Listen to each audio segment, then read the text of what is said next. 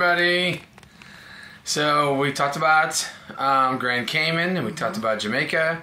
So let's talk a little bit about Cozumel. Cozumel. So we were really looking forward to Cozumel.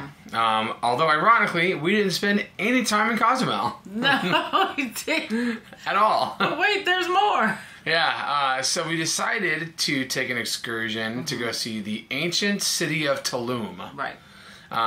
Which we learned Tulum meant stinky place. Right. So the tour guide said actually the name was Zama. Zama. Yeah. So the tour guide, who was really awesome, he was a 100% Mayan. Well, his mother was 100%. His father was Mexican. That's what it was. He was, and he was part Mayan, but he was a Mayan descendant. He was a Mayan descendant, yeah. Like a direct Mayan descendant. Right. Which I did not know. I didn't know that still existed. Right, and he says the popular myth is that all the Aztecs understanding that they weren't going to be able to defeat the Spaniards went and threw themselves off the sea, and he said that's not it. That's not happening. That didn't happen at all. Yeah. Basically, they were just slaughtered. Yeah. So, but he really taught us a lot about there's still a village, a Mayan village, without power. Without sewer, they are living on the land. They're living on the last bit of true Mayan land that they own. But they're trying really hard to raise the money to modernize it a little bit. But they just haven't been able to. So even going back a little bit further, and when I say a little bit further, I mean a little bit further. In 1970, I think he said, he was born in 71. So he remembers the changes, but his mother absolutely remembers the changes. The place where we went, Tulum, it was all Mayan still. Yeah. Mexico didn't own it. United States, nobody owned it. And they were living their best life. I think he said it was only 1,700 people there. 13,000. 13. Oh my gosh. Yeah. Okay, 13,000 people there. I thought he said, where did I get 1,700 from? I don't know. Anyway. So, no, it was only 1,700 people in that small little village that nobody owned. It was in Playa that was 13,000. Okay, yeah. Because I remember that number because it really stuck out to me because that was about a third of the size of Jeff City. Okay. So anyway, this was a little tiny village. And he said his mother remembers going to sleep one day, and it was known as the city of Mayan. And she woke up the next day, and they said, "Welcome to Mexico." Yep. I mean, it happened just like that. That the government just came through and took it. Yep. They just took it. Yep. And they were little, and they just didn't know how to fight it. So he said in 1970, none of these roads were paved. There was no industry. It was just this little village that had a coastline. And he said all of a sudden, these people came in and said, okay, welcome Mexico, you're now owned by us. And they sold the coastline. Yep. In 2000 and 2001, the Mexican government began a major expansion. And since 2000, 2001, they've went from the 13,000 that they had in that little, in the city that was on the coast to over 700,000 people. In 2011, 2012, and 2010, I want to say, they were named the largest growing city in the world. They made the Guinness Book of World Record for the fastest growing city. Yeah. Because it just imploded. Yeah. And of course, as tradition would have it, those people who actually own the land are now in basically what looks like refugee camps. Yep. That is the best I can describe it. Yeah. They're shanties, no electricity.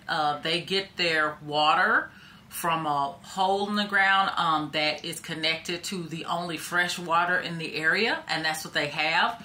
Well, they're fighting now because developers want to buy where they are and turn it into a casino with a diving port that uses their well water so that people can dive in the fresh water. That's what they want. So they're actually fighting, and these people have nothing. Yep. They have nothing. But let's get to some good news. Yes. So we really did. The history of the Aztec people is so rich, and they're one of the few known communities in the world that have not only written language, but but mathematics and calendars and, again, like we know history has it, a lot of their written language was destroyed on purpose. Yep. By the Spaniards. By the Spaniards and the Catholic Church. The Catholic Church Catholic came Church. in and destroyed. They burned pamphlets for a week, he said. They had a fire constantly burning for a full week to burn all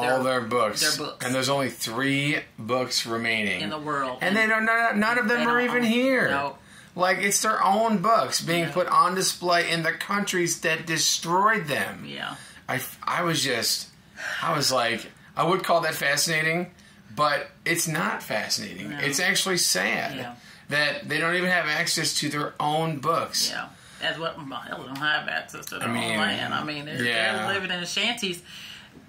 They're living in shanty right now, where they were living on the beautiful beaches in 1970. Yep. And so 1970 now. They're almost all of them are displaced, but they do still speak their own language. Yes, and they taught us some of it. Yeah, they did. They taught us some of it. They told us that if we went into some of the local bars there and said Milo Kin, which is like, I think, good afternoon. Good afternoon. Good morning. They give you free shots, and so I decided to test it out and got 6 shots of tequila. And so I made them stop. It was like bam, right in a row. You're done. You're done. I'm like, this guy just keeps pouring shots. I'm not carrying you back to that boat. You're done, right? Yeah. But it was really fun. It was very like it was historical, right? Yeah. So if you wanted to know the history of the country. And the people of the country and meet the people. Like we, and I bought this beautiful necklace for myself. Yeah. My husband bought it for me. And we got him, all the way out of the country to get a parka. Shout out to my boy Tyson. You know you're a Bears fan. Bears fan. You're not yet. You're getting there. And to my boss Tyler. I don't know if you ever see this, but go Bears. Hand woven. They went all the way out of the country to pick up something, that probably could have shipped in, but we thought this is kind of cool. You gotta buy it while we're here. And we want to support the, people that we're visiting.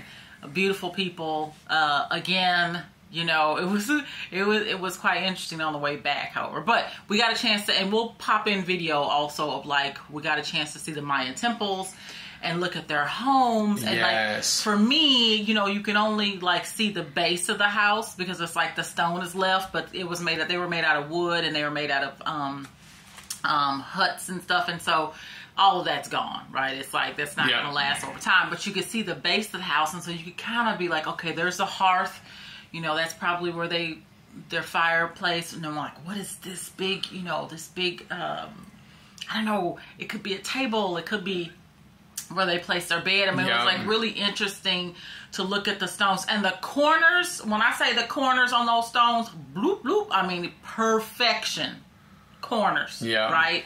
So think of the math that it would take to form those corners. So, and then there's a bunch of other stuff that you'll learn, but we don't want to tell you all of it because we want you to go. Yeah, I think that's the most important thing. Like if you go to Cozumel ever, or you get a chance to go to this port where the ancient city of Tulum is, supporting those people is so important. The Mayan community is so small, and it feels like it's getting smaller every day. Yeah. And they really need our help. And going to a place like that, it helps you appreciate what you have, baby. But for the grace of God go I. I have said that about 3 or 4 times this whole tour. Yeah. Not only this tour, but the one in Jamaica. It's like, but for the grace of God go I, right? Yeah. It makes you appreciate a lot of things that you take for granted. It really does. And so, places like this, they do need our help, and even though we're tourists, the money that we bring in from their support that we provide goes a long ways. Right. And he did say something really special about Carnival and working with the Aztec people, because Carnival... Mayan people. Mayan? Yep. Aztec is Mexico City. Right, okay. Mayan, thank you. People is that Carnival they go out of their way to hire them. I'm afraid to say what I want to. Mayans. Remember the Mayan calendar. Yes. Yeah. And so he said they go out of their way to hire them. And our tour guide, let me tell you how learned these people are. I mean, historically speaking, we know they're learned. They invented calendars, and they're using mathematics and written language, right? And so we know that they come from a history of learners. But our tour guide spoke 5 different languages, right? Yep. And so, of course, Carnival's going to grab them, right? That they have a history of being learned and learning languages and things like that. And so he said this is his son is the first generation to go to college to be a lawyer. Yeah. He'll have his law degree in 2 years, which is so cool. You know, like that Carnival. You know, like, and that's one thing I've noticed throughout the cruise is that they don't just hire, you know, nilly-willy people. They hire people from these communities that could use that support. You know, like if they're going to, for example, this Angel City, they don't just bring any tour guide on and teach them about it. They bring someone who is the heart and soul of that community. Right. So we appreciate that a lot. That it's was like really giving back to your community and allowing these people to fight for their land and to get people in that will fight for them. So man, that was nice. So I would recommend this, right? Yeah. Well, one last thing I want to add that was fascinating for me, the Minecrafter in the room, is that the people of Tulum really have a heavy emphasis on obsidian. So obsidian, for those who don't know, when lava hardens from either the weather or water, it becomes this obsidian, which is considered some of the hardest metal in the world. And they craft almost completely obsidian-based trinkets and artifacts, which is really, really cool. It is said that by the Mayan people that lava is like blood. Lava is orange, that turns to a dark red, which hardens. When our blood comes out of our body, it's red and then hardens into a hard substance, and it's black. And so I thought that was really cool that they can compare the two. But that's some obsidian right there. So fascinating. I have never gone to a market and been able to buy obsidian, just like straight up. It was just so unexpected, and it was really cool. We bought that for Donna. My sister Donna. Yep, and so very, very cool. You know, and so but yeah. So overall, it was a really cool tour. It was about 7 hours. Oh man, it was quite a ride. Yeah. And not easy to get to because the city of Playa de Sol, I say Carmen. I can't remember which one it is. But it's, you know, where the Mayan city was sitting. They chose that location because this reef that comes up on this beach is the largest reef, second largest reef in the entire world. Yeah. And big ships like the Carnival cruise ships, they cannot come ashore because they'll crash in the reefs. Right. So you have to take small boats to get there. Yeah. And that is so smart. Like to know that you need to put your city there because the big ships can't come in. They got to figure out some other way to come get you. Right. And that's why the Spanish couldn't get to where they were because they couldn't. They not only could they not get to it, they couldn't find it. And I'm not going to tell you why they couldn't find it. You have to go on the tour. Exactly. Yeah. And so just a blessing. And the temple is so that was Cozumel, or Playa del Sol / Carmen. Yes. And the ancient city of Tulum. Super interesting. We recommend that tour absolutely to support those people. And thank you to Carnival for allowing us to do this. Yes. And in the next video, we're going to talk about the ship itself and just about how everything was on the ship. Yep. And so we look forward to that. Other than that, I'm Josh. I'm Tony. And we'll see you soon.